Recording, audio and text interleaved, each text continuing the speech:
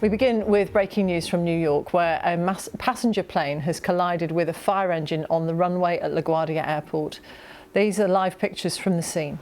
The pilot and co-pilot of the Air Canada Express plane are both reported to have died, and dozens more people have been injured. The flight from Montreal, which had 72 passengers on board, had just landed and was slowing down when it hit the fire truck as it crossed the runway to respond to another incident. The airport has been closed and all flights halted until further notice. Jeffrey Thomas is an aviation analyst. He told us what his observations were about what we've been seeing and hearing. Look, it appears as though the flight, which was from Montreal on a CRJ 900, which carries about 76 passengers and crew on top, it landed, and as it was rolling off the runway onto the taxiway, it has collided with a fire truck, which was responding to another incident at LaGuardia Airport.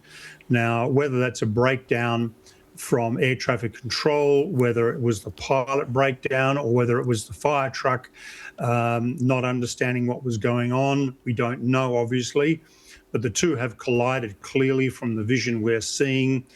Tragically, 2 people have lost their lives, and we understand there's multiple injuries to the passengers, and also to the some of the fire truck folks. So it's a serious incident, and yeah, it shouldn't have happened. With modern technology, it should not have happened. Jeffrey, just to confirm what you said about the 2 fatalities, the Reuters news agency are now confirming that, sadly, to be the case.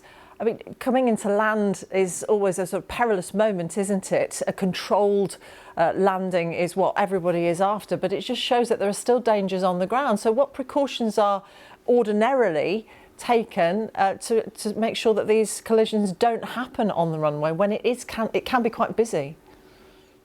Well, all the aircraft have transponders, which is giving out their signal, which is what you track on Flight Radar 24. Everybody can track it. Also, the ground vehicles at most airports also have transponders on them, so air traffic control can see where the vehicles are on the runways or the taxiways. So there should be a complete control.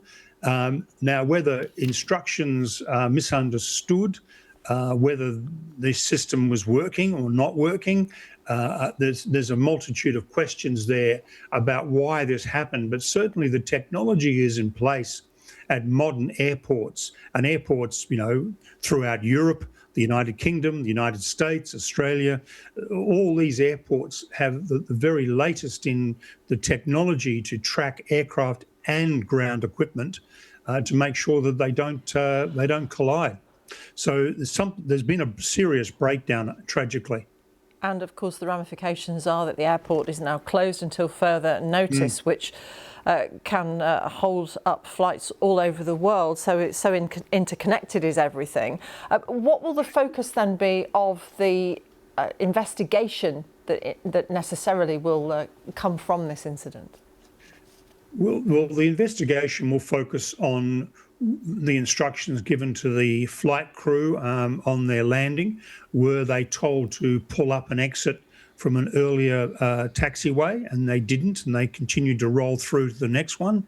It'll also focus on the instructions given to the fire truck, and then also what instructions air traffic control were giving to the various parties involved, and whether they were following those things. I mean, one of the things that can happen from time to time is that these airports are very complex places with lots and lots of taxiways, lots and lots of lights.